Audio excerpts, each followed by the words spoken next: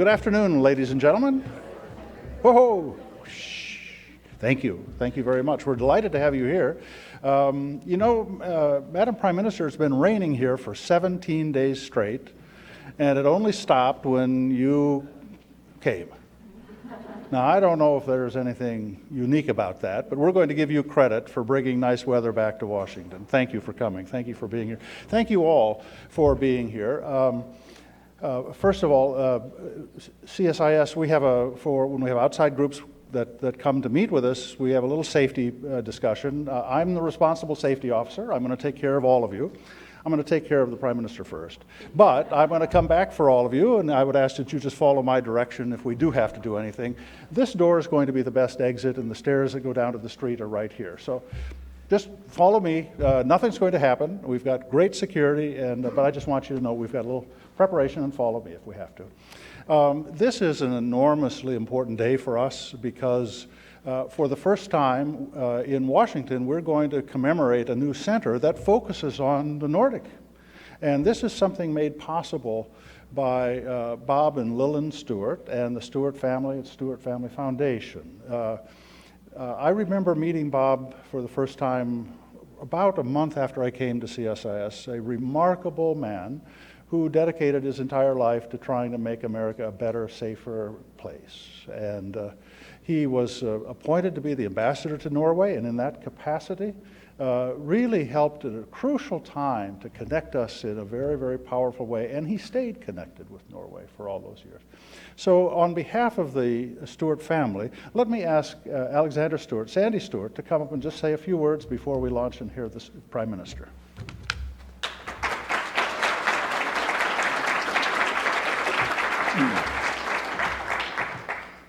Thank you, John. It is a great privilege to represent the Stuart family and the Stuart Family Foundation at this auspicious occasion.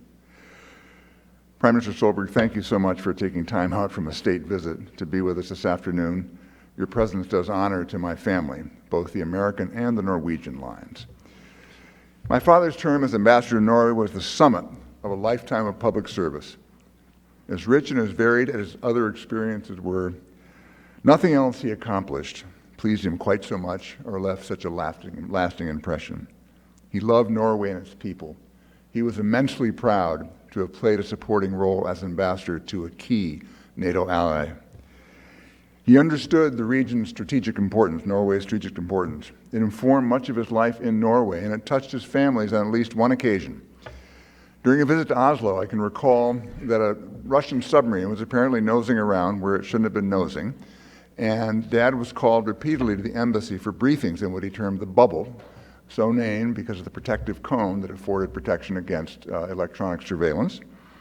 And I can recall there was an extra layer of tension during those days, and even at social occasions. And I remember well meeting some very fit, very focused young men who announced that they were commercial officers, and for some reason I suspect they were something else. My father had a gift for friendship, and many of the people he came to know in Norway remained friends for the rest of his days. And of course, it was in Norway that he met my stepmother, Lillan. And their marriage was one of the great good fortunes of his long life. And given their shared interest in love of foreign affairs and their special affection for Norway, it is very gratifying to the entire Stuart family that Lillan's name will also be an integral part of the center's identity. Dad also had a special regard for CSIS, and here I can't resist sharing a remark my colleague Kathy DeWert found in Dad's copious files. This is a memorandum from 2002, and here he wrote, "I like John Hamre. He's a genuine guy with an excellent mind, but never a showboat. I like his honesty and directness. The bottom line is John is someone I think we can work with." And so we have over these many years, but his admiration for CSIS was not confined to the man at the top.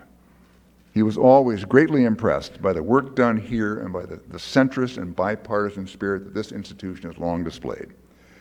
And so it seems especially fitting that a research center dedicated to Northern Europe and named for him and for Lillan should reside here. The continuing partnership that we celebrate today would have pleased him deeply. On behalf of my family, thank you very much.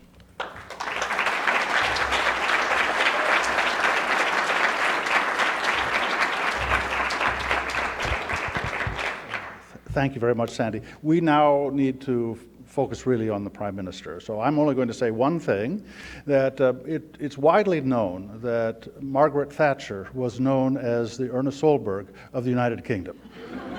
I introduce to you the Prime Minister of Norway, Erna Solberg.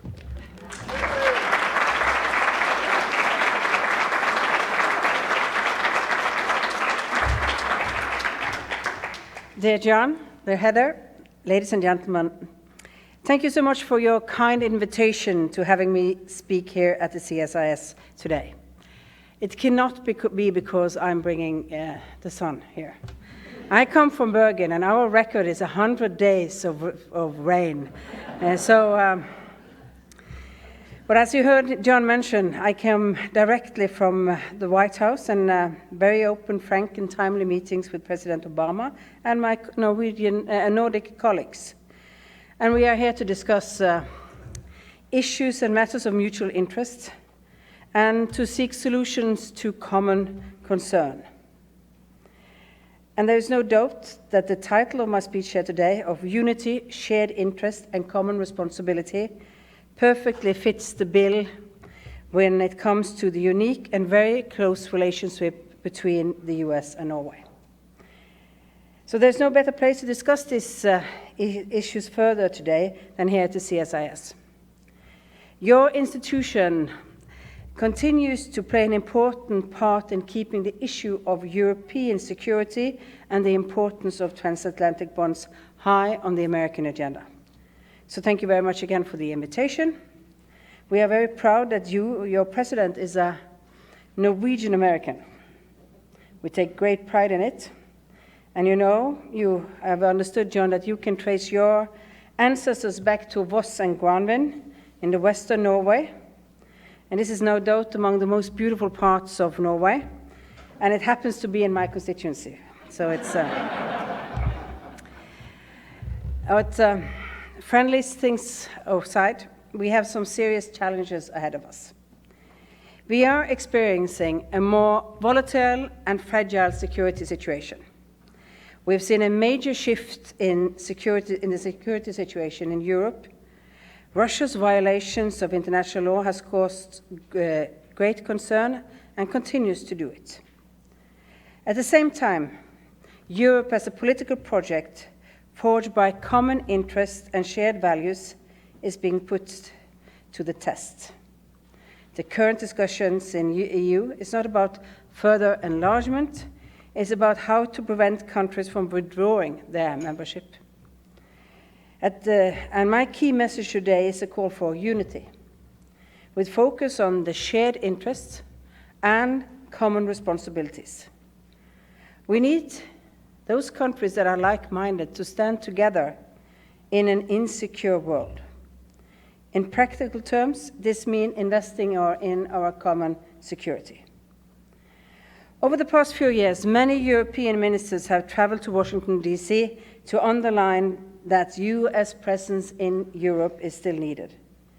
Faced with a fundamental shift in the security landscape in Europe over the last 2 years, U.S. leadership is more important than ever.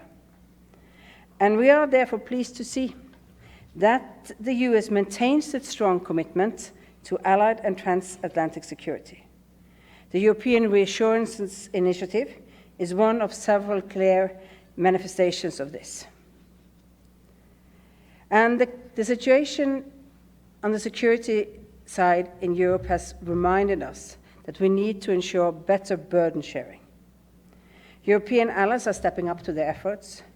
Last year, 16 NATO countries increased defense expenditures in real terms. It is important to maintain this momentum towards the NATO summit in Warsaw and beyond. And Norway is prepared to do its share. My government will continue to invest in security. This is the third consecutive year that we have increased the defense budget, and we will continue to do so. And allow me at this point to share 3 key elements of Norwegian defense and security policy. It's the strengthening of NATO, its collective defense, and its cooperation and shared interests. And firstly, on the strengthening of NATO, We contribute to the alliance reassurance and deterrence measures, and we take a special interest in ensuring the long-term adaptation of NATO to a new security situation with collective defense at its core. NATO remains the cornerstone of our security policy. Still, we do not expect NATO to do the job for us. Unless we take our own security seriously, we cannot expect that the alliance will. The alliance strength and credibility rests on the principle of burden sharing, and that each and every ally must be capable of defending its own territory and contribute to collective defense. Collective defense is the second element I would like to highlight. Article 5 is probably the best known article in the Washington Treaty. Still, this article presupposes that an article less referred to is in perfectly good shape. This is Article 3 of the treaty, which set out the alliance obligation to maintain and develop their individual and collective capacity to resist armed attack. Norway has implemented measures to improve and increase the preparedness and the readiness for our own armed forces, and we will continue to adjust our defense plans in response to a more challenging security situation for the alliance. The defense investment is a key element in preparing for these tasks. Norway is already spending heavily on relevant capacities, and we will continue to do so. We are well above NATO's 20% target with strong focus on high-end capability investments such as F-35 fighter jets. The third element I want to highlight is cooperation and shared interest. One example is the need to ensure stability in the High North. Given our geographical position on NATO's northern flank and as a neighboring country to Russia, we have a special responsibility for ensuring stability in the High North. It's both in our own national interest and in the interest of the whole alliance. We have a long history of cooperating with Russia in the High North, even in times with tension and political difficulties. Predictability is the key to this type of cooperation. Predictable military presence in the High North ensures stability. Norway has stepped up its maritime presence in the region with submarines and maritime patrol aircraft. We are also increasing our intelligence capabilities. The Russians have done the same, but they know that we know that they know. And that's a very good principle of being predictable, that you are open and understand each other, even if there is an unbalance. And all of this greatly improves both ours and NATO's situational awareness and regional understanding. However, this is not solely a Norwegian responsibility. It is a matter for the alliance as a whole.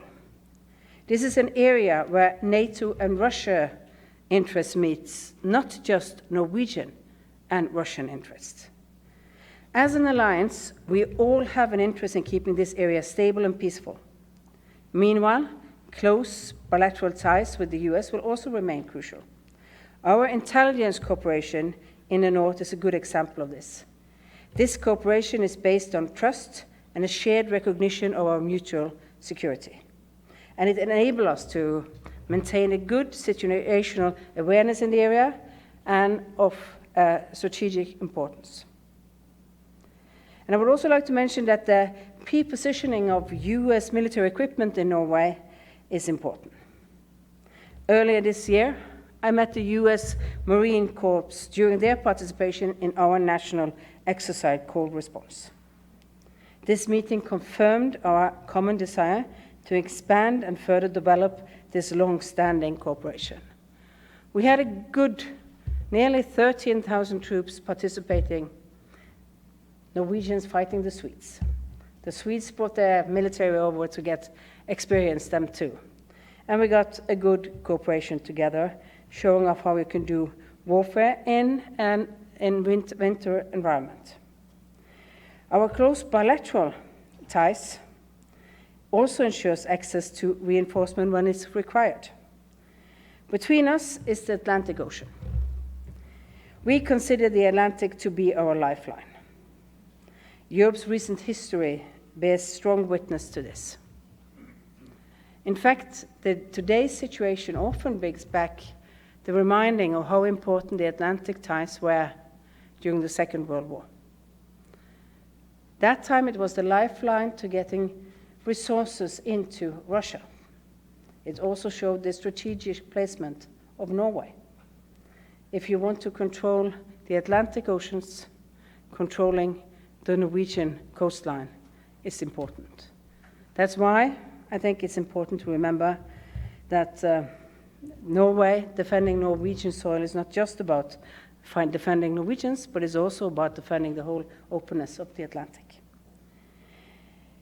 Today we are facing a military strategic changes that could jeopardize this type of lifeline. We must ensure the sea lines of the communication remains open for supplies and reinforcement in the times of crisis of war. This is why we have made boosting NATO's maritime profile a main priority in the run-up to the Warsaw Summit.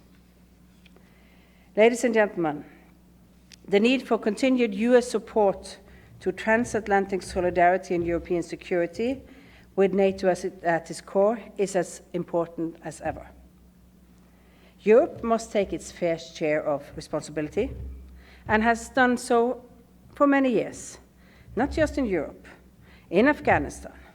Today, several of the European countries are participating in Iraq, Jordan, and combating ISIL into Syria.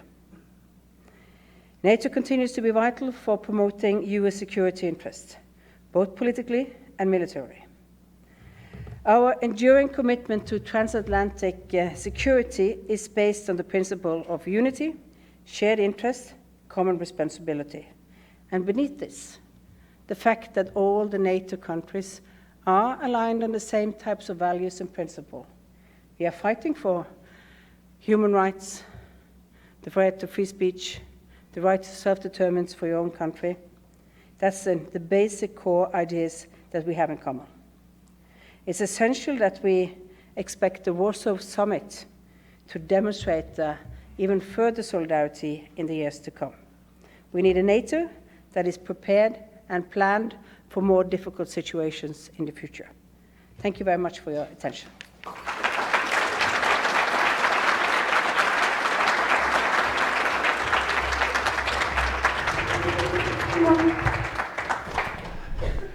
Well, as a Norwegian American, you make me very proud. Thank you very much, Prime Minister. You know, there are, I think, 9 million Norwegians in the world. Half of them live in Norway and half of them live over here. And that has fundamentally contributed to why we have such an important and intimate relationship with each other. And Norway has been the greatest champion for transatlantic relations. But Norway's also distinguished itself by championing European integration, too. And frankly, we're worried about that right now. What are your thoughts about the strains and the tensions that Europe is enduring these days? Well, it's a little bit difficult for a prime minister in a country that is not members of the European Union to be in the forefront of the integration. Sometimes you just have to accept the voters in your country. Not just sometimes, quite often should politicians do it, but on this issue, the whole Norwegian political elite wanted to become members of the European Union, and the people said no. But still, I think in Norway there's a strong feeling that the European unity is important, because if you don't get a functioning Europe that delivers political decisions to the people of Europe, you will have larger problems. I think one of the most challenging things when you look at Europe today is that of course, migration is the overall difficult issue for a lot of countries. If you see the elections in Austria, you see elections in some of the local or regional elections in Germany, you see the rise of more right-wing anti-immigration parties. You might say that's not a big difficulty for the integration of Europe, but the problem is that most of those parties, not just are anti-immigration, they're anti-Europe. They are anti-integration into Europe. They are fiercely much more nationalistic, and you will get less common policy and less common solutions. And that is a challenge. Today, even if we have the so-called 4 freedoms for people to move around, we now have border controls between most countries in Europe because of the migration crisis, because we are not managing to handle it.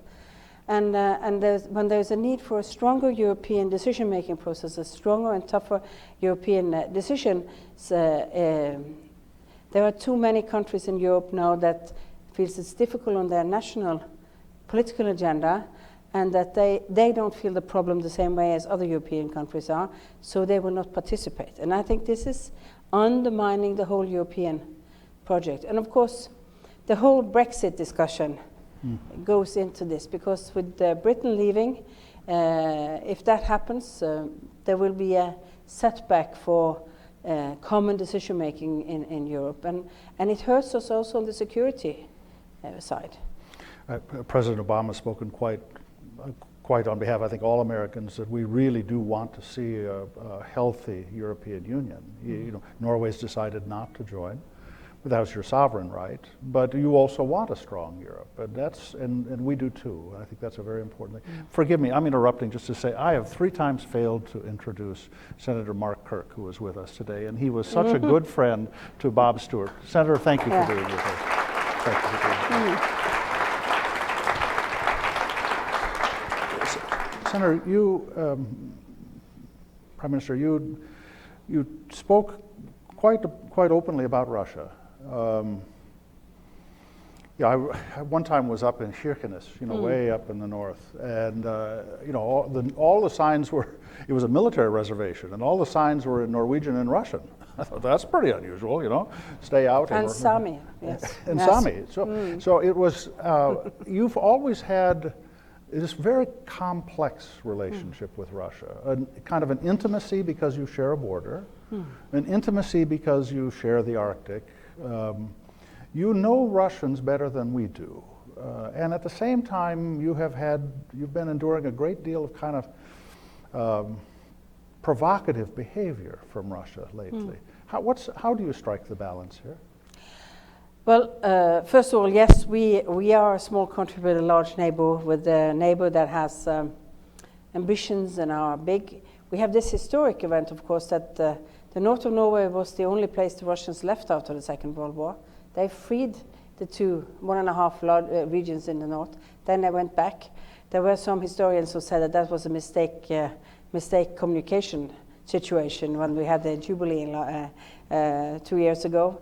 But I mean, on the basis of the fact that the Red Army, in fact, freed the parts of the northern region, there's always been a local good cooperation between the Russians and local authorities in this region.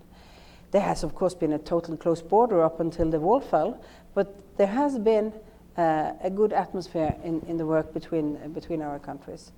What we have seen is that we have shared common fishery resources. We have to manage that in a sustainable way. So we have managed, even during the Cold War, to build up different types of agreement on research and rescue operations, on fishery management. They will sometimes provoke us, but on those lower levels we have always had a good cooperation. We of course see that they are, as I said, they are looking at what we are doing and we are looking at them, and we are trying to get that to function well. The problem we now see is a Russia that last 10 years have military transformed itself. They used to have a larger military, but not very capable, at least around 2000. They were not flying very much, they were not having enough resources to do it. Now that we see very different. If you take the example of the bombers that flew through the Norwegian Sea down to Gibraltar, went into Mediterranean in November last year, and in fact had long-range missiles that they shot into Syria. It was a show-off. They didn't need to do that long turnaround. That way they could have just gone into the Black Sea, but of course they did that to show the rest of us that they are well equipped and have the material and they are much better. What we see is that they can move faster, they can do things. We don't believe that they are a threat to us directly, but what we know is that if something happens in the world, this is a strategic important area. Most of their nuclear naval equipment, their submarines, are based not far from the Norwegian border. And if you remember the lifeline, the Second World War, into Russia, that's also their lifeline out. That means that we are in a way,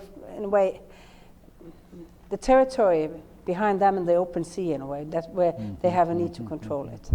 So we know where we are. That's why we never built down our intelligence and our work and our analytic understanding of Russia during the time after the wall fell. So we have continued, and that's why we also have a good intelligence cooperation with the U.S., because we have kept on trying to understand Russia. The biggest problem now is that nobody really understands Russia. I'm not sure Russians understand Russia, because I think it's so unpredictable. I don't think very many would have said, would have thought that the annexation of Crimea could happen. I don't think any analyst would have. It was more of an, I think it was a small group that decided on something that was totally new.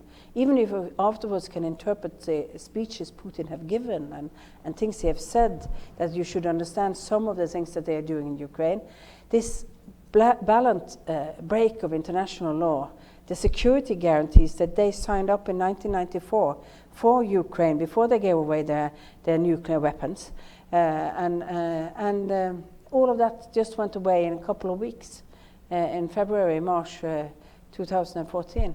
And I think that's the biggest challenge we have, this unpredictability. You can do, Cold War was difficult. It was,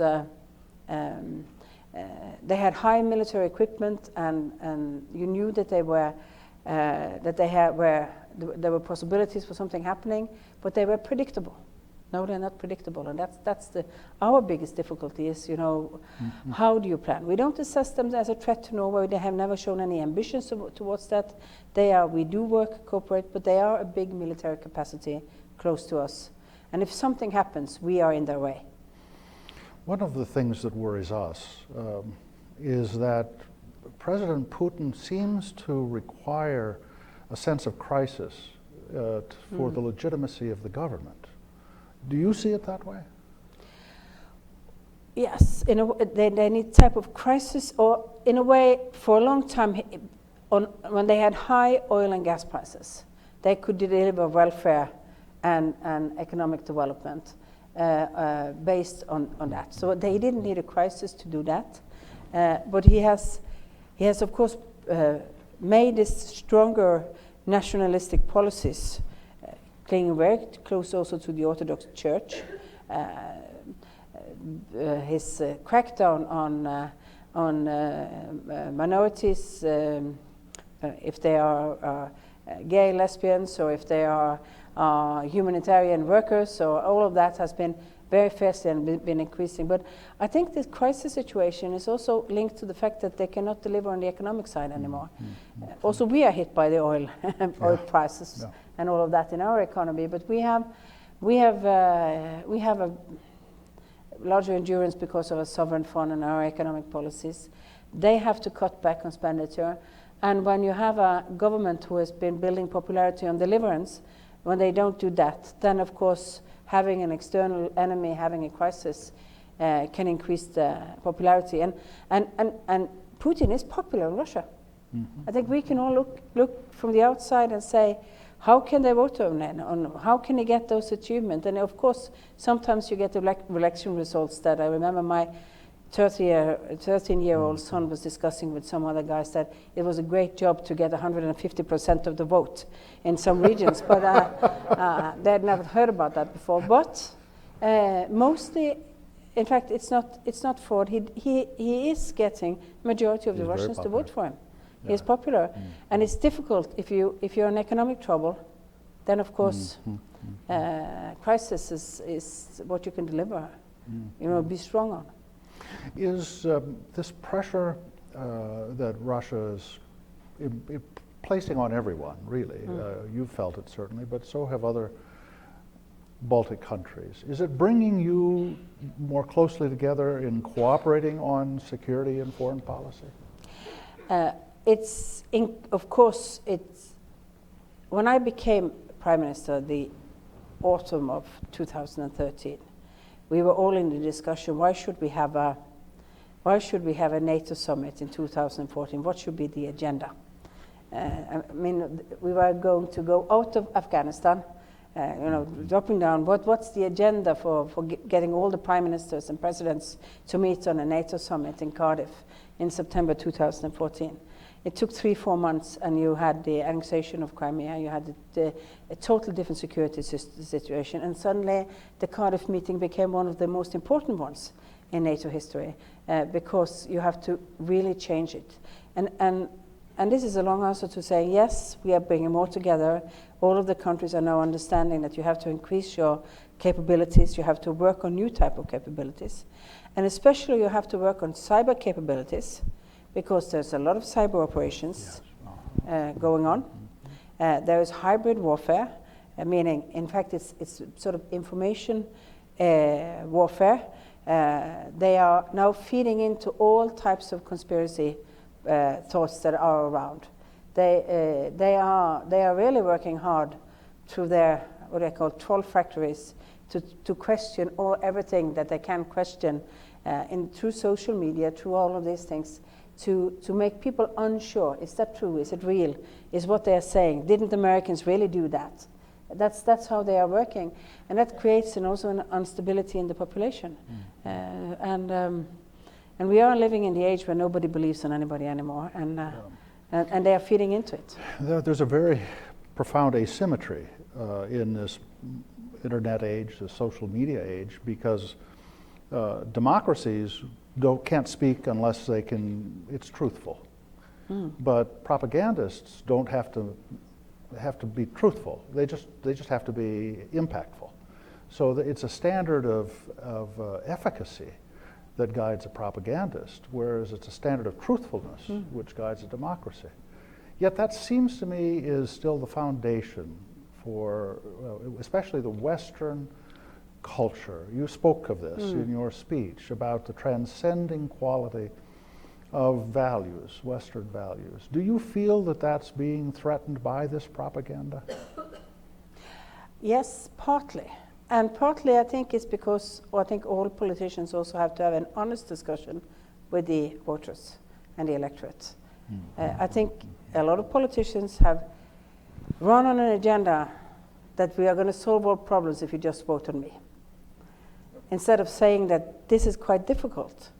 And if you look around Europe, you get more extremist organizations, political parties doing good elections, because there have been politicians who said, if you just voted on me, we will solve this economic crisis very fast, because it's the other government's fault. And when they come in, they don't solve it. And they forget the type of conversation and understanding with people on how difficult it is to turn around economies and bridging this. And of course, it feeds into this dynamic situation. I think some of this is also to blame, I think, by politicians who have not been good enough to make sure that people are participating in the economic development of their own country. High numbers of unemployment at the same time as people get very rich is a very potential of well, conflicts. you are following our political debate here pretty closely. It's not your, but I mean, it's not yours. It is ours. This was Greece. This was Spain. This has been all of those countries that have had turbulent elections the last year. You have some of the same type of discussions. And you, in your speech, were very pointed to talk about the enduring value of NATO. And it's at a time when we're having serious American politicians questioning NATO. Again, I think your lecture to us was important, but we haven't appreciated the power of having allies as a foundation of our strategy. You're a bridge. Norway has always been that link, to Europe and to America. Are you anxious about where it's going at this stage? Well, I'm also, every American election, European politicians become anxious. I just like to for say good that. reason. No, but I mean, I've heard quite a lot of those, and I'm in fact, before I became prime ministers can't go to conventions. I've been both to the Republican and Democrats. I'm sort of doubling up, so I'm sure I know somebody afterwards. But it's the nature of an election that your home issues becomes the strongest. And there's very often a campaign going on saying that you should do less foreign policy and be more at home. And I've watched presidential candidates say this, and having turned into the office and just done foreign policy because the U.S. can't get out of the fact that they are the biggest military country, they have military capacity in the world, they are the biggest economic power. You will get intertwined with international politics, and it's important. And today's world, global problems become your own home problems if they're not solved. When there goes off a terrorist bomb in Brussels or in Paris, it's because we have not managed to solve a situation with the ISIL in Syria and Iraq. So there's no such an interlinkage between national politics and international politics that had never been before. So I think no president of the United States will be able not to participate in it. And then they will find out that NATO is important, that their best friends are in NATO. But of course, I'm always anxious. Yes. Well, we're scared. You know, the problem about this age we're living in is all of the really complicated problems are horizontal and all the governments are vertical. You can't solve these complicated problems unless you find ways to work with allies. And it seems to me the foundation that we built up through many, many years of this fundamental partnership with Europe is indispensable for our future. And I think you've demonstrated that with your speech today, Prime Minister. Thank you. Ladies and gentlemen, it is my obligation to make sure that she has a chance to leave in time to get to the White House. So we're going to cut the questioning short at this page. I do want you to have just a moment to greet her if you have a minute, but then we have to get her out safely. So would you, with your applause, please welcome and thank Prime Minister Solberg. Thank you. I thought you were terrific. Thank you.